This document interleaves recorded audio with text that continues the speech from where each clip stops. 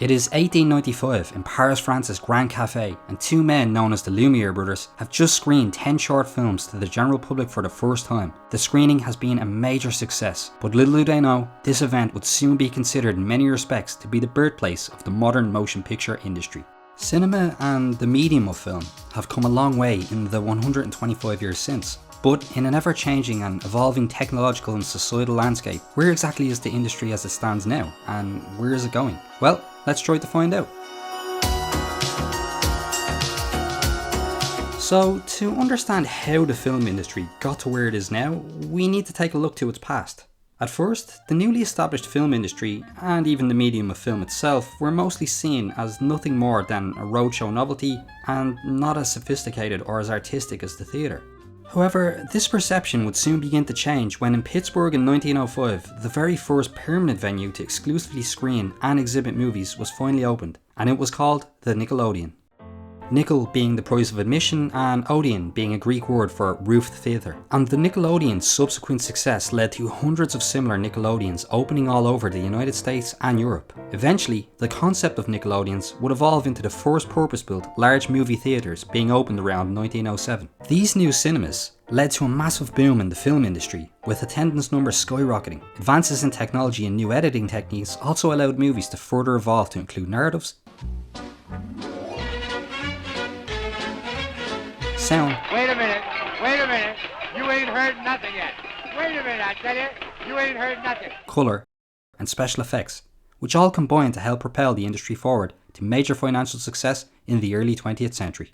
This period of success saw the rise of numerous large film studios such as Disney, Warner Brothers, MGM, Universal, and Paramount. And between them, these major film studios produced an average of 288 to 356 films a year in the 1930s and 40s. The financial and creative success of the industry would lead to film and cinema becoming seen as a far more respectable art form and type of entertainment than it had been originally. And thus, film would compete with traditional theatre and even radio less and less over time by establishing its own practices and audience.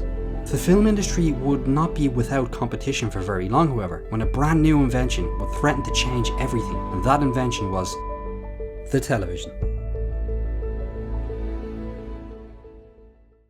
The television was first introduced in its modern form in the early 1920s. Though at first they were only available in very short supply, they were extremely primitive and expensive. But the new technology continued to mature, and subsequent price drops in the years immediately after World War II saw the television experience an unparalleled period of growth. People from the theatre, radio, animation, and most importantly film, all flocked in droves to this new form of creative outlet, bringing with them their enthusiasm, expertise, and ingenuity. The introduction of colour television soon after saw an even bigger increase in quality and viewership. Television was now booming and experiencing massive success all around, and this period was known as the golden age of television. This was now the first time in history that television and film would come into direct competition with each other for creative talent and market share. As a result of this new competitor, filmmakers in the 1950s resorted to the implementation of new technologies, such as widescreen cinemascope.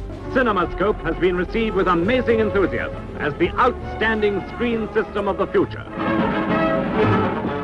And the early use of 3D to entice people back to the cinema. The battle between television and cinema eventually died down over the decades, with television eventually being seen as unimaginative and less prestigious, as production budgets were much smaller in television than in the film industry.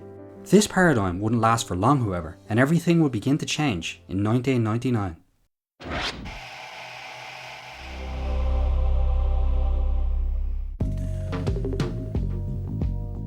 1999 was the year that many believe television's modern golden age began, with the premiere of The Sopranos.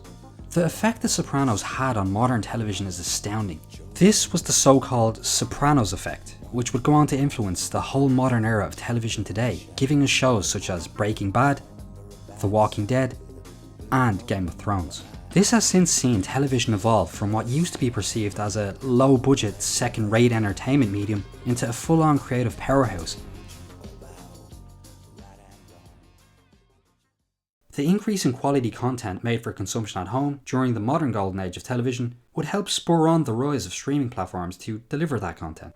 Netflix was one of the first major streaming services in this new market, and they would not only host much of the quality television content being produced, but would also begin making their own original shows and feature films, becoming a fully fledged entertainment studio themselves. These movies and shows specifically made for streaming would often have larger budgets than traditional television series, and also provided far more creative freedom for directors. Oscar-winning directors such as David Fincher and Martin Scorsese both have made big-budget Netflix original movies and series, which would only further add to the streaming video industry's cinematic appeal and potential, whilst simultaneously stealing viewers from movie theatres. Netflix wouldn't be the only competitor in this market for long, however, with Amazon Prime Instant Video, Hulu, Apple TV+, Disney+, and numerous other services battling it out to produce more and more content with larger and larger budgets and bigger name talent involved. The streaming wars are now fully upon us, and have subsequently led to a change in how people consume entertainment. Many new TV and streaming shows are created specifically for changing viewing habits, with binge watching in mind, thus better catering to a modern audience's needs and expectations. This content can also be readily viewed on mobile devices such as tablets, laptops and smartphones through streaming apps, whereas new theatrical film releases are far less flexible by comparison, being only available to watch in the cinema at a specific time. And this has given modern big budget streaming content a distinct advantage over movie theatres. So now that we are finally caught up to the present day, let's see how the cinema experience and film industry as a whole could possibly evolve in the future to stay competitive in the new big budget streaming space.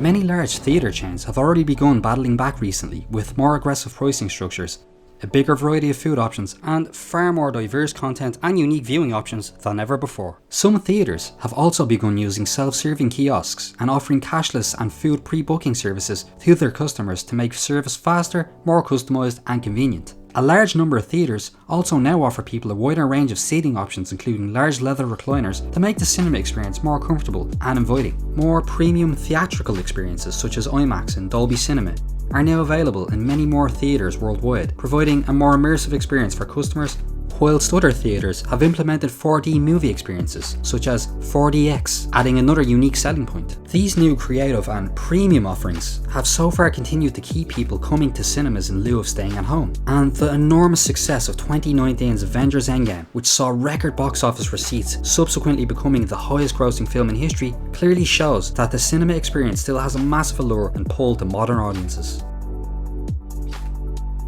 Cinemas also have many new innovative technologies to leverage and take advantage of in the future. Technologies such as laser projection, modular micro LED screens, hybrid VR movie experiences, glassless 3D, and HDR content. It's hard to see exactly how cinema chains will go about implementing all of these new technologies, but over time, they should help to keep the cinema going experience fresh and exciting for potential customers in the years to come. Instead of being exclusive, what if streaming services and the theatre going experience not only coexisted but actually complemented each other? For instance, massive media conglomerates such as Disney have already begun to take advantage of the streaming industry's increased cinematic nature and flexibility by attempting to have certain properties go cross-platform. For instance, Marvel streaming shows that will air exclusively on Disney+, such as The Falcon and the Winter Soldier and Loki, directly tie into the theatrical Marvel Cinematic Universe. Another example of this cross-platform strategy is seen in the Star Wars streaming series The Mandalorian, which ties in directly to the theatrical Star Wars universe. So, this could be the start of a possible new cross-platform era. And not just for Disney, but the industry as a whole. So, even with everything that we have just discussed in mind, it's still extremely difficult to say exactly where cinema may be headed in the future. But judging from its past, and yes, even its present, the industry has already shown us that it is more than capable of adapting and evolving to meet new challenges. This continued evolution over time, however, may completely change what a theatrical experience actually is though, and in doing so could possibly alienate lovers of a more traditional and classic cinema-going experience. But this change may be crucial in bringing in future audiences to keep the industry alive and thriving. It is also possible that future cinema releases could become more of a bespoke event experience, akin to an opera or concert, where only the biggest budget movies on the biggest screens are shown in ultra premium cinemas, whilst everything else from low budget indies to mid budget historical dramas will be made available to stream instantly at home. We just don't know yet, but hopefully this video has provided some context and useful insights into where the future of the cinema experience may go. The only place I hope it doesn't go, however, is away. Thanks for watching.